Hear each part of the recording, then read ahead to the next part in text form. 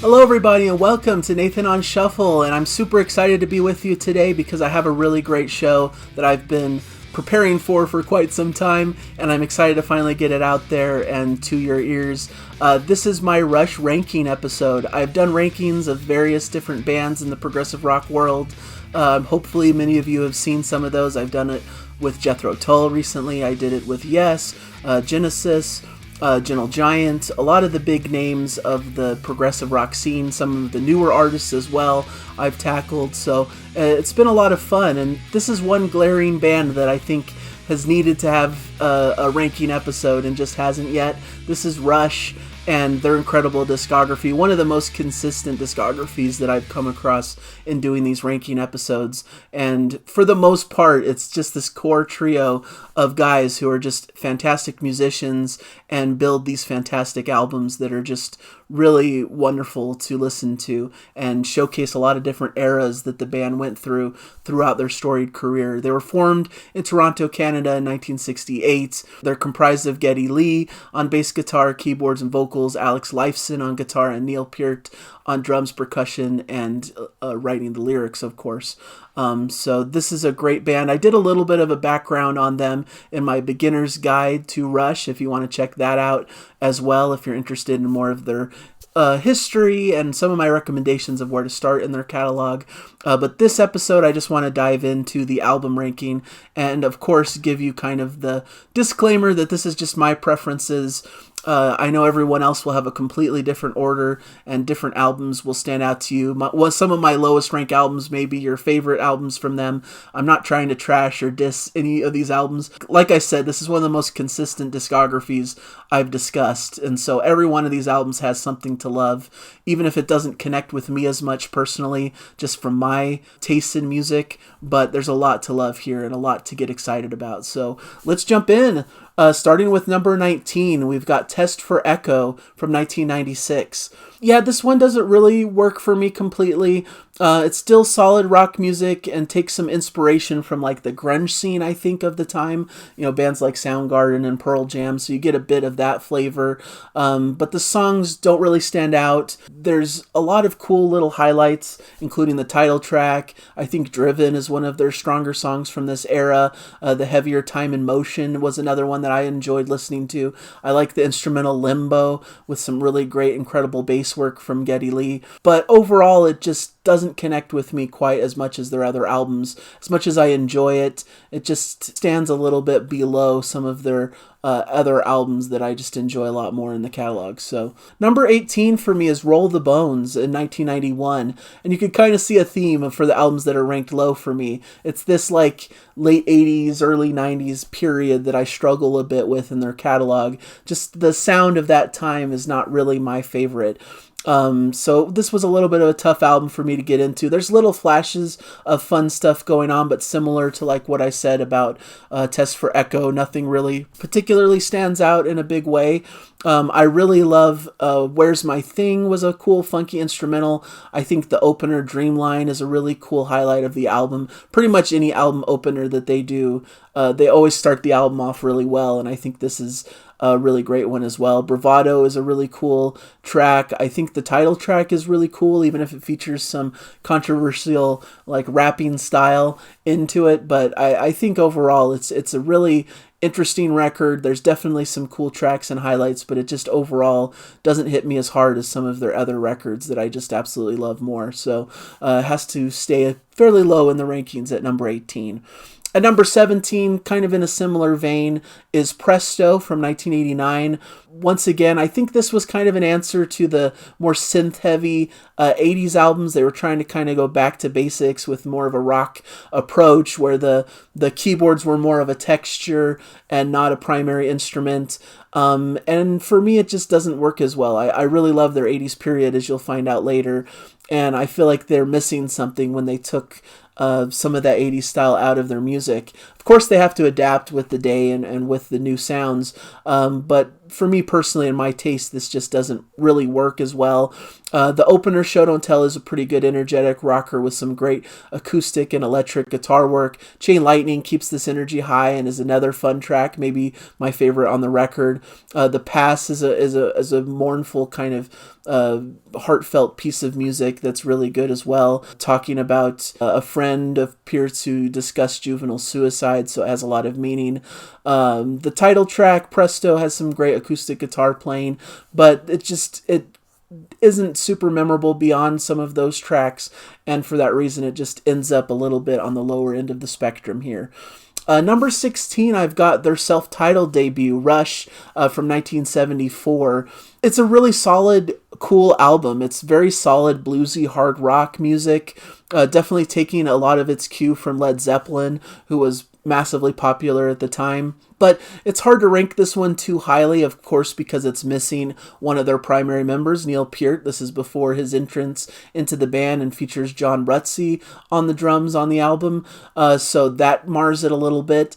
But it does manage to have a lot of fun, cool, bluesy, hard rock songs. Finding My Way is an excellent opener. That's a ton of fun. Working Man is probably the first classic from the band that has this big explosive ending. It's just really cool and a great track to enjoy. So there's a lot of cool stuff here. Peart is missed, definitely, and I think the album would have improved with his input and with his playing on the record, but you get just a solid smattering of great hard rock, classic rock stuff from that era, and I think it's actually pretty good, especially for a debut record. So it sits here at number 16. But moving up a spot to number 15, we've got Vapor Trails from 2002. Another solid album. It rose in my estimation as I listened to it a bit more. When I first listened to it, I didn't think it was very particularly memorable, but as I keep listening to it, I was really appreciating the cool raw rock energy that accompanies this record. I think One Little Victory just starts the record at a furious pace, and it keeps going in that vein with Ceiling Unlimited. I love the track Stars Look Down, some ghostly 12-string guitar, wonderful unique melodies with a bright rocking energy, and How It Is, which is very much in a similar vein to that one. Earthshine is another particular highlight with a big anthemic feel and high energy throughout. So there's some real gems peppered throughout this release, but I know the release was marred a bit by bad production, which was really criticized upon the release of the album. They released a remixed version, which sounds quite a bit better to my ears, but that's another reason why it's ranked a little low, is just because the production was not quite up to par to their previous records when it was initially released, and it just has a few tracks that are a bit more forgettable and not quite up to their classic status. But once again, it's a really solid record that I enjoyed more as I continued listening to it, and I kind of like where Rush landed with some of their later era records, as you'll see a little bit higher up. So a really cool record there. Number 14 for me is Hold Your Fire from 1987. This is the first, as I was going through their albums chronologically, essentially, this is the first one of this era that just didn't really grab me quite the same.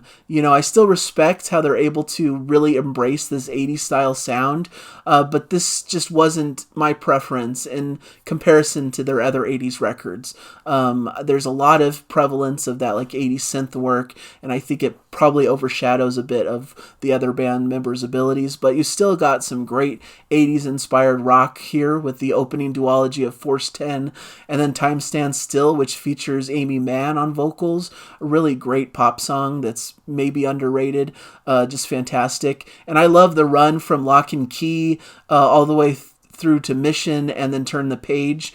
I just think there's some fantastic rock energy there. There's a proggy instrumental breakdown in Mission that's one of my favorite 80s moments from Rush.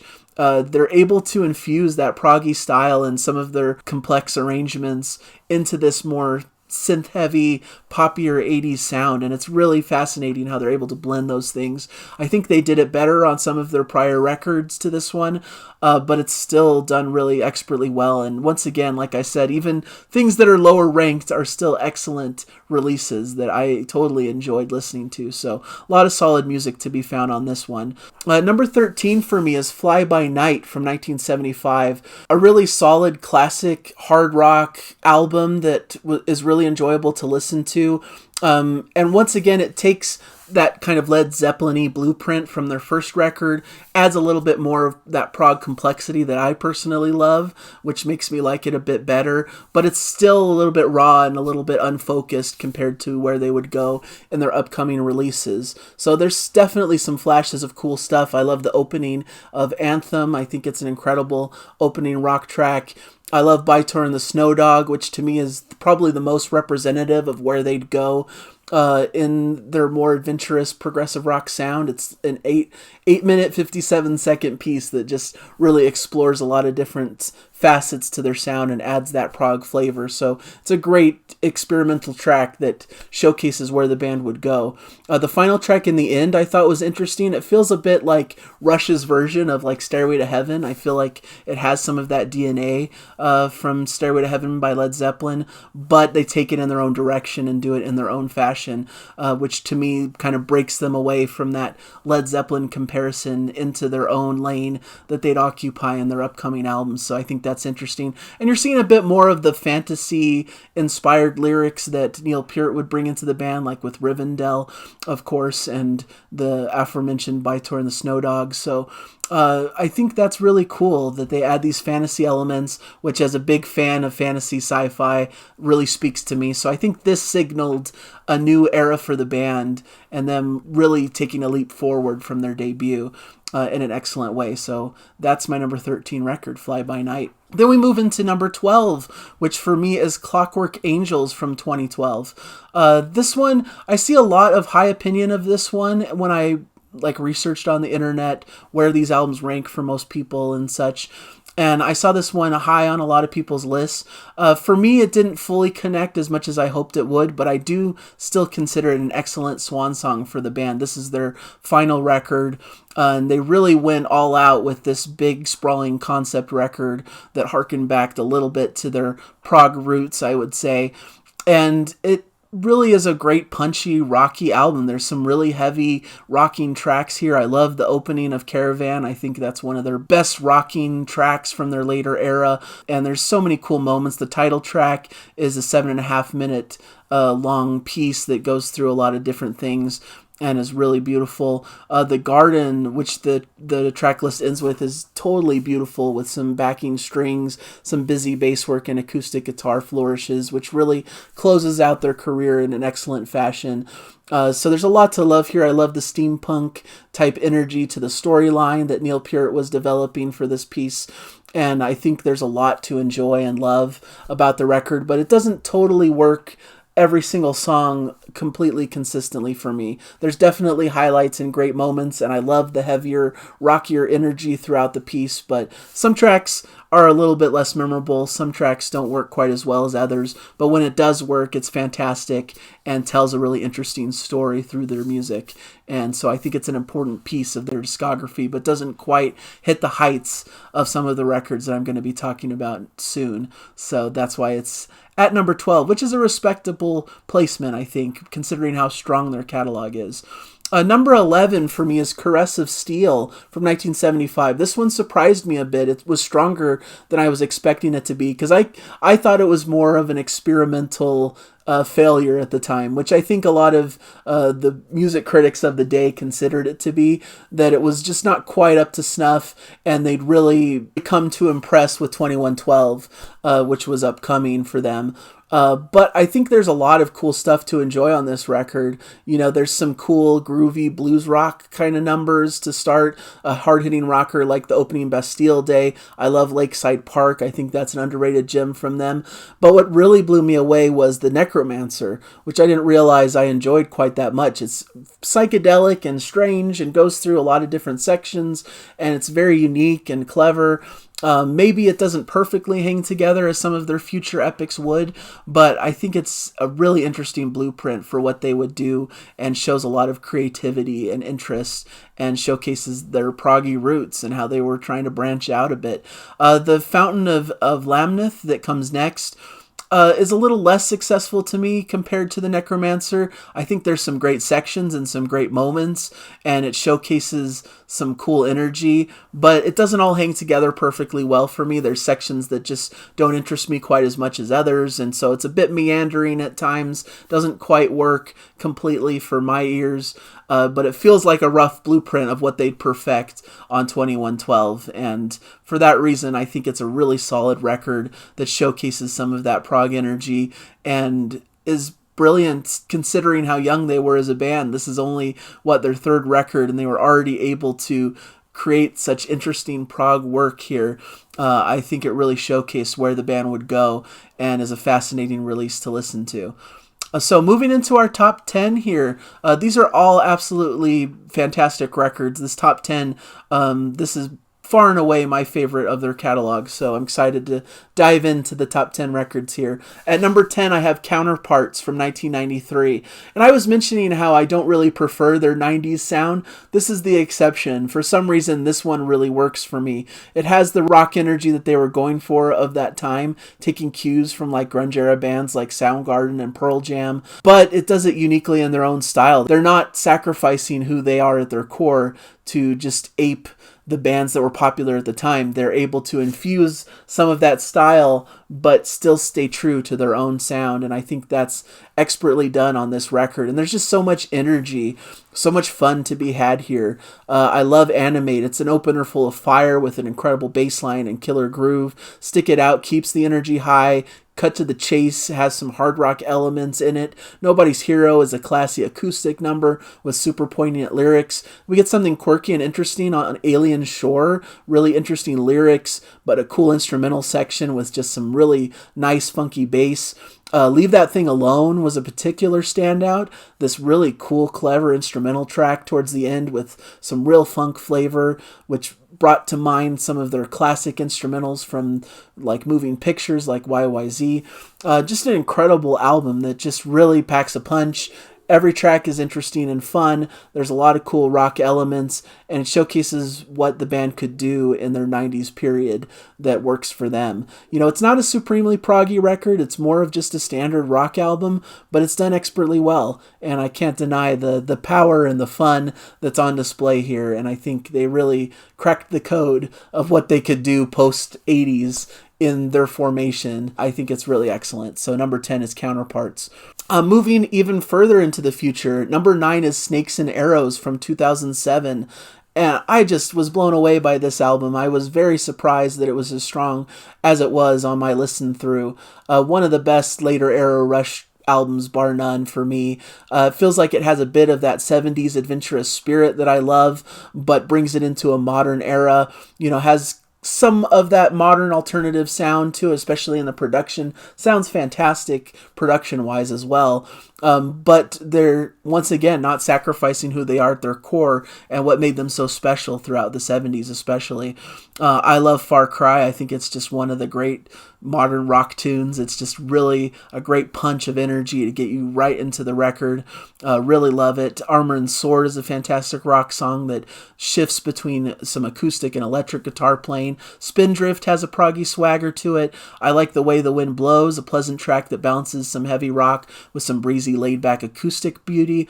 But to me, the highlight of the record is some of the instrumentals that they put on the record. And this is, you know, definitely a common thread throughout a lot of these albums for me, is I love their instrumentals. It's one of my favorite pieces of what they do. And The Main Monkey Business is one of the best instrumentals that they crafted. Just wonderful, little bit of world music flavor, some mystical guitars, some bubbling bass work, but then it gets heavier and takes some inspiration from like maybe Tool and Porcupine Tree, bringing their music into more modern eras.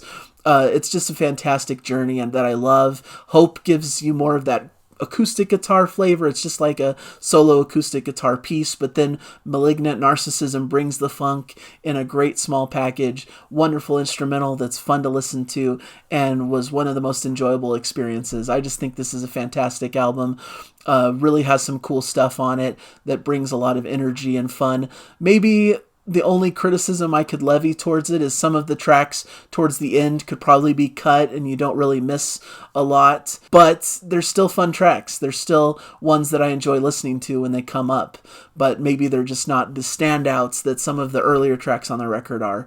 But it's a minor complaint. One of my thoughts listening through their whole catalog, I listened basically through their whole catalog over the past couple months. I was drawn by the fact that I really like their more shorter, compact works. I feel like one of the problems I have with like the later 80s leading into the 90s is that they have much longer records, and I think that invites some more filler-ish tracks, perhaps. Tracks that aren't as punchy and aren't as much of a highlight as I listen to the record, where some of those older albums that are like closer to like that 40-minute sweet spot, like every track hits hard. Every track is really entertaining and interesting, and you don't get these kind of skippable tracks that you may feel you get on later records. But, one man's skippable track is another man's, favorite track. So you wouldn't want to cut a track that someone else loves, right? So it's a tricky business because everyone probably has different tracks that they fall in love with than other people. So it's hard to say what objectively is the skippable track on the track list. So anyways, just a bit of an aside before I get into this excellent top 8, this period of Rush that I just absolutely adore and think is just super strong. And I'm going to start it with Grace Under Pressure at number 8 from 1984. I love the 80s Rush sound. Now that we're getting into it, this stretch of records I'm about to talk about is just so excellent because they're not sacrificing their complexity and the progressive arrangements that they did in their 70s style. They're just updating it to sound fresh and modern at the time it came out. And I think it's done expertly well. And I think this 80s sound is kind of being revived and coming back in the current age. So what may have sounded a bit dated is starting to sound kind of fresh again in a weird way. And maybe it's because I was born in the 80s, and so this style of music is just part of my DNA, perhaps, so it doesn't sound too foreign and alien to me as a listener. I think a lot of people who put down these 80s records were fans of Rush in the 70s, and it was just such a leap for them to see a band embracing a whole new style of music. It's just jarring perhaps at the time, but I think in retrospect that these albums sound really fresh and interesting and still have that complexity and beauty that Rush was known for at the time, and they're experts at doing this. So I wanted to mention that, and I think it's done really well on Grace Under Pressure. Distant Early Warning is a killer explosive opening track that gives showcase to those big 80s synths. After Image keeps the energy high with that signature 80s style. Red Section A has a great driving beat with catchy synths and drum work. The Body Electric is one of my favorite tracks from the record. Extremely cool, some explosive moments. And once again, Between the Wheels is another powerhouse of a track with a dark, powerful vibe, stabbing synths, and great 80s guitar work and bass grooves. There's no duds on this record. It's just consistent all the way through. It's a shorter record, and it just packs a hard punch and showcases a band embracing the sound of the day, but doing it so in their signature style. And it's a wonderful feat that they pull off here, and it's just expertly produced and sounds excellent. Sounds just as clean and clear as it did back when it came out. A wonderful record. And I think a lot of people from my generation are starting to latch on to this 80s sound, listening to the latest from Kairos, where they really delve back into an 80s synth style also. I think it's just coming back around. It can marry perfectly with that prog energy, I think, when done really well. So a great record. Moving into Power Windows from 1985, up at number 7 here. And I debated about the ordering between Grace Under Pressure and Power Windows. They were actually reversed at first, but listening to them over again, I just fell in love with Power Windows. I think this is a fantastic record. One I was less familiar with coming into this project, but it was just such a fun surprise that blends 80s charm with their prior prog rock sensibilities. Every track is a fun and interesting listen. Especially the first 4 tracks to me are one of the strongest stretches of music in their whole catalog. I love the Big Money, comes out of the gate with big 80s energy and a funky rock feel. Grand Designs embraces some maybe cheesy 80s synths, but it's just a fantastic power pop infused masterpiece of a song. I love it. Manhattan Project has it almost 80s soundtrack atmosphere in a more ballad style, but then it morphs into these different flavors and heavier moments and rocking moments, and it's just super varied and interesting and really embraces that spirit of progressive rock and exploration. And Marathon is another absolute classic with a stunning, catchy chorus, and it continues from there with some really cool moments. Even though I don't prefer the second half quite as much as the first, there's still some stunning moments of musicianship, and their signature style from this time period is well on display. Maybe because it came out in the year of my birth in 1985, but this was just such a hard-hitting album that I just completely fell in love with, and I think they do their thing expertly well here. And it also works fantastically well on album number 6 on the list, which is Signals from 1982. I just really adore this record. It starts with a bang with Subdivisions, which is one of their best singles and opening tracks. I just really think it's awesome. The Analog Kid is another classic, blending their classic rock Rush sound with more of that 80s synth wash sections as well. So it's a track that perfectly describes the thing I keep trying to convey through my expression of these records, is that classic rock flavor of their 70s material blended with this 80s synth movement that works surprisingly well in combination with each other. Chemistry is a little lesser known gem. Wouldn't feel out of place maybe on Moving Pictures, just a fantastic 80s Rush song. I love Digital Man, which adds a bit of a reggae flavor to their sound, but doesn't sacrifice some good rock energy and killer bass work. And one of my favorite moments of the record is Losing It, that has this really extended killer violin solo from Ben Mink. Just a fantastic, beautiful track that I just fall in love with. There's just so many highlights on the record, it's hard to point them all out. It's just top tier Rush music.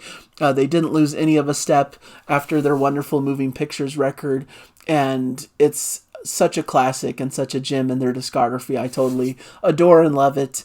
But moving into the more progressive period of the band, of course, my top 5 is probably very predictable, but at number 5, I've got 2112 from 1976. This high placement is based upon the epic title track, 2112, which I think is a highlight in their entire discography. I think they expertly crafted an epic here. This is one of the best epics that was ever created, in my opinion. It tells such a cohesive story, this cool, interesting sci-fi concept that makes you think about our modern world and about what we're sacrificing in the modern day, told with a bit of a sci-fi, angle and a Twilight Zone-esque kind of twist towards the end, but it's beautifully represented in the music. I think one of their superpowers as a band is being able to express the lyrics in a way that makes sense in the music. Sometimes you can have a song where the lyrics tell a very complete and clear story, but it's set to music that doesn't really describe or explain the story very well. It's just kind of a backdrop for these lyrics. But with Rush, they're able to combine these two things expertly well, where they're able to have these really thoughtful, thought-provoking lyrics, but also combine it with very complex and thought-provoking music that accompanies it expertly well, where it makes sense and it combines to tell a complete tale. One doesn't work without the other, and so it's a really fantastic track that tells a complete story that I just have fallen in love with over the years. And true, the second half of the album probably isn't as strong, but it still contains some really solid classic tracks from the band that I think showcases them stepping up their game a bit from their prior albums and just delivering some really great classic rock tracks that work out fantastically well. So it works together as a package. You get this big sprawling epic on one side and these shorter, more rockier tracks on the second, creating a masterpiece of progressive rock and classic rock of the day. So it's a fantastic record, definitely deserving of its placement here at number 5. At number 4, I've got Permanent Waves from 1980, and this is a great inflection point for the band because it's taking some of those cues and influences from their more adventurous 70s progressive rock, but showcasing some of the more accessible sides to their sound that would be explored throughout the 80s. And I think that's showcased expertly well through Spirit of Radio and Free Will, which are more of the poppier accessible tracks, but not sacrificing their complexity as well. And then you get a track like Natural Science, which fully embraces the prog side of the band in this big, long, epic fashion. This is their somewhat of their last epic before they moved away from it. I guess you'd also get an epic in The Camera Eye on Moving Pictures, but this is one of the last longer piece songs that really showcase that adventurous 70s prog spirit. So it's interesting to hear these transition points for the band. And you also get some more underrated classics in the middle of these tracks. Jacob's Ladder, Entre Nous, Different Strings, which are really interesting and fun to listen to as well. And it just makes for a really great album that showcases the best of the band, bringing together two of these sides that I love of the group and expertly blending them in a way that sounds cohesive and that works well as an album. And once again, it has the perfect length. It's a shorter album, and every track has something interesting and unique to bring to the table, and I think it's one of their masterworks. It's a really great, solid album in their discography. Number 3 for me is Moving Pictures from 1981. Stone cold classic of the genre, well deserving of its praise. Every track is amazing in its own way, and they're able to balance their complex prog past with some catchy and infectious, more modern pop and rock. And you get some amazing singles such as Tom Sawyer, Limelight, Red Barchetta, quirky instrumental that brings a lot of that prog flavor in YYZ or YYZ. A big underrated epic in The Camera Eye, which doesn't get spoken about nearly enough, but it's fantastic and is kind of the last bit of their more epic progressive flavor before they really embrace the 80s spirit after this.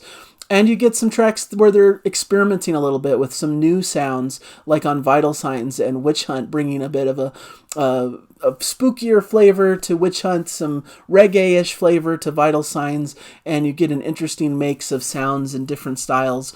But all works together as a cohesive whole, which all the best albums do. To me, I'm a prog fan, so I prefer some of the proggier records. That's why it's not number 1. But in an objective fashion, this maybe should be number 1 because of the impact it had and because of how essential it is in their discography. This was like their biggest, most successful commercial moment as a band, and I think it deserves some praise because they were able to do it without selling out. You know, a lot of these other bands, as they moved into the 80s, you could argue sold out a little bit, really sacrificed their prog to embrace this kind of poppier nature. But I think Rush did it the best because they were able to continue keeping to the core of their sound and the complexity that they're known for and some progressive arrangements, but able to adapt it into a newer era and into this poppier, more accessible soundscape. And I think they do it better than anyone, and it's showcased to an expert level on Moving Pictures. Number two and number 1, to me, they're like two halves of the same coin. They could be like considered a sprawling double disc of progressive rock beauty and wonder. It's a fantastic duology of music that I completely love. And for number 2, it's a close battle, but I'm going to give number 2 to Hemispheres from 1978. Neck and neck, like I said, with A Farewell to Kings, which I'll get to in a minute. Two halves of what could be considered like a perfect prog double album in a way. But I think I prefer Farewell to Kings just a slight bit more, but that's not to downgrade what you get here on Hemispheres, which is just a fantastic collection of music that showcases all of their proggiest tendencies, them with an 18-minute epic in Cygnus X1 Book 2, Hemispheres, a fantastic continuation from the Book 1 epic on Farewell to Kings, goes through so many different moods and moments and different things that you wouldn't expect, and quirky storytelling and a really cool vibe. I really love it. Maybe it's a tad over long in spots, but I think it's done expertly well and showcases a really interesting story inside to the band. I really like, of course, La Via Strangiato is probably the instrumental from Rush. You know, this is their classic that showcases their proggy playing ability, has several different sections to it, and each one's done expertly well. It's just a fun blast of music to listen to and really ignites the spark of the prog fan in me. But not to be underestimated, the shorter tracks in the middle are excellent as well. Circumstances is the rockier Rush at its best. The Trees is a little complex, interesting song that uses this allegory to expert effect. Great songs all across the board, perfect playing, brings their prog complexity to its absolute peak, and they're able to blend storytelling with some expert musicianship to the top of their abilities. So no notes, this is a perfect album. It's just absolutely everything they're all about in this period, and I love their embracing of that prog rock style and going all out. And they're able to do it expertly well, but they're also able to do it expertly well on A Farewell to Kings, my number one record from 1977. A perfect prog album. It's just, you can't understate how perfect this album is. Two central short epics containing all the hallmarks of the best in progressive rock in Xanadu and Cygnus X1. A solid selection of shorter tracks that feature their signature sound with plenty of adventurous and virtuosic playing. A fun album that doesn't waste a single moment of its runtime, and it belongs in the pantheon of all-time great albums in progressive rock. I couldn't explain it much better than that. And I put it just a slight hair above Hemispheres because I feel like perhaps the epic on Hemispheres is a little bit long to my ears. There's moments where it drags just slightly. Very minor criticism, don't get me wrong. But A Farewell to Kings is just a bit punchier. Those epics are a bit shorter and crafted a bit more carefully to my ears, and just create a wonderful soundscape of beauty that I just can't get enough of. And Xanadu is one of my favorite tracks of all time. It has a great build-up, a great selection of sounds that entrance your ears. They're able to bring this atmosphere and then bring their punchy power and playing to the table as well. I've always been impressed with how three guys can combine to make such a full sound of music. They were experimenting here a bit with adding some synths and some extra sounds, but really at their core, they're able to create complex, interesting rock music as this trio with this drums, bass, guitar sound at their core. And to be able to do that and match some of these other bands that have other members, that have keyboards, that have flute, that have other arrangements and other members to their band, that they're able to keep up and still have that kind of full-on sound as a trio, I think is remarkable. And it showcased expertly well in this album, which stands up to all the best in the genre of progressive rock. I absolutely love it and think it's more than deserving of a number one spot on a list like this. So that's my ranking of the Rush albums. Hopefully you enjoyed this. Sorry if it was a little bit rambling. I tried to keep it somewhat at a reasonable length, but I know I kind of get away from it sometimes. But thank you guys for joining me. If you've kept through it this long, I really appreciate your support, and for you watching these videos with me, I really appreciate all the comments. Of course, I'd love to hear your guys' thoughts on the Rush catalog, get some of your rankings and where the albums sit for you in your estimation. I'm sure it's way different than the way I ordered them. I think this is one of the trickier catalogs to order and to rank because everyone's opinions are going to be varied and different because they have such great quality to all their albums that there's no dud among them. There's no album that is the consensus worst. I think everyone has their own personal pet favorites, and that's just a wonderful thing. It showcases the universality of their music and how they're able to touch so many different hearts with so many different styles and sounds, and all throughout their catalog and all throughout the years that they were together as a group. So a wonderful band. I'm just pleased to be able to talk about them at length like this, and I hope you guys have enjoyed this content. Thank you guys so much, and I'll hopefully catch you in future episodes. Bye everybody, enjoy the music.